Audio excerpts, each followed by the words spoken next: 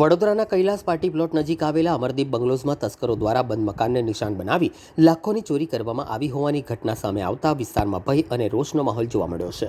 આ ઘટનાને લઈને પોલીસ પેટ્રોલિંગ પર પણ સવાલો ઉઠ્યા છે। પરિવાર 30 જાન્યુઆરીના રોજ વતન ગયો। તસ્કરોએ મકાન નંબર F85ના તાળા તોડી અંદર પ્રવેશ કર્યો હતો। તસ્કરોએ ઘરમાંથી સોના ચાંદીના દાગીના, રોકડ રકમ અને અન્ય કિંમતી ચીજવસ્તુઓ લઈને ફરાર થઈ ગયા હતા। આ સમગ્ર ઘટના સીસીટીવી કેમેરામાં કેદ થઈ હોવાનું જાણવા મળ્યું છે।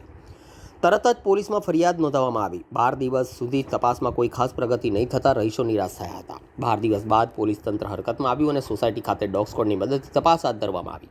સ્થાનિકોએ આક્ષેપ કર્યો છે કે સોસાયટીમાં એક પછી એક 3 વખત ચોરીની ઘટનાઓ બની ચૂકી છે, તેમ છતાં તસ્કરોને પોલીસનો કોઈ ડર રહ્યો નથી અને તેઓ બિંદાસ રીતે ચોરી કરી રહ્યા છે। રહીશો દ્વારા બાપોદ પોલીસ સ્ટેશનમાં આવેદનપત્ર પણ આપવામાં આવ્યું છે। પેટ્રોલિંગ હોવા છતાં ચોરોને કાબૂમાં લેવામાં સફળતા મળી નથી, જેના કારણે લોકોમાં અસુરક્ષાની લાગણી વધતી જાય છે। સાથે સ્થાનિક લોકોએ વડોદરા પોલીસ કમિશનરને તસ્કરોને ઝડપીને વિસ્તારમાં સુરક્ષા વધારવા માટે કડક પગલાં લેવા વિનંતી કરી હતી। અમરદીપ બંગલોઝમાં રહી રહ્યા છે અને બધા રહીશો જે અમરદીપ બંગલોઝમાં હમણાં રહી રહ્યા છે એક ડરના માહોલમાં જીવી રહ્યા છે। સવારે પણ ડર લાગે છે, રાતે તો સૂઈ જ નથી શકતા। એક વખત ચોરી થઈ, બીજી વખત ચોરી થઈ, 3 વખત ચોરી થઈ। ચોરો બિંદાસ આવે છે, પોલીસની કઈ જ એમને અસર થઈ નથી રહી।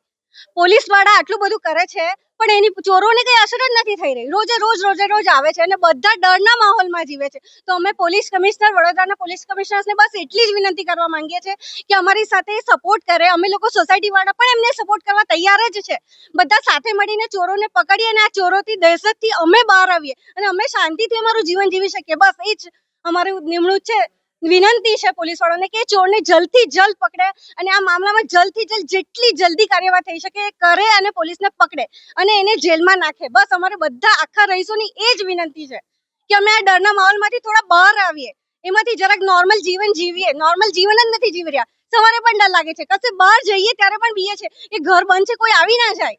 આ રીતે તો કેટલા દિવસ ચાલશે અને એનું કોઈ સોલ્યુશન નથી દેખાઈ રહ્યું અમને। બધું કરી રહ્યા છે પણ કઈ જ મતલબ નથી, ચોરો આવ્યા જ કરે છે। મારું નામ ધર્મિષ્ઠા ઠક્કર છે, હું પણ અમરદીપ બંગલોઝની સદસ્ય છું।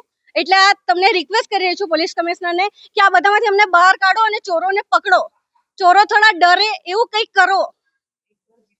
જય શ્રી કૃષ્ણ સૌને। અમે અમરદીપ બંગલોઝમાં રહીએ છીએ। આજે 30 તારીખથી અમારા બંગલોઝમાં રોજના 2 તાળા તૂટે, જગ્યાએ ચોરીઓ થાય। અમે આખા અમરદીપના બંગલોઝના નાનાથી મોટા યંગ જનરેશનથી માંડીને ઓલ્ડ, અમે પણ કુલ સિનિયર સિટીઝન પણ સવાર સુધી જાગતા રહેવું પડે છે। પોલીસો આવે તો 12 વાગ્યા પછી આવીને જાય, પણ કેમ હજુ સુધી ચોર પકડાતા નથી? આનું ડિસિઝન અમે બાપોદ જકાત નાકા પણ અમે અઠવાડિયા પહેલા જઈ આવ્યા છે, તો ત્યાર પછી પણ ફરી કેટલીક વાર આવી ગયા ચોરો। તો એનું નિરાકરણ કંઈ પણ લાવો। ત્યાં તો કમિશનર સાહેબ તમે ખુદ અહીંયા એકવાર એન્ટ્રી મારો અમરદીપ બંગલોઝમાં કે રાતનો માહોલ અમારો કેવો છે તે તમે જોઈ શકો। અમે કેવી રીતે જીવતા આવીશું? અમે કોળિયા મોંમાં મૂકીએ ને તોય અમને એમ થાય કે અત્યારે અંધારું થઈ ગયું, ચાલો સુઈ જઈએ। તમે રાત્રે એક ચક્કર મારવા આવો તો કેટલી અહીંયા ગાડી ગભરામણ હોય છે તે તમે પોતે ખુદ જોવા આવી શકો છો। કેટલા ઘરના તાળા તૂટ્યા તમારા? 4 થી 4 ઘરના તાળા તૂટી ગયા છે। અને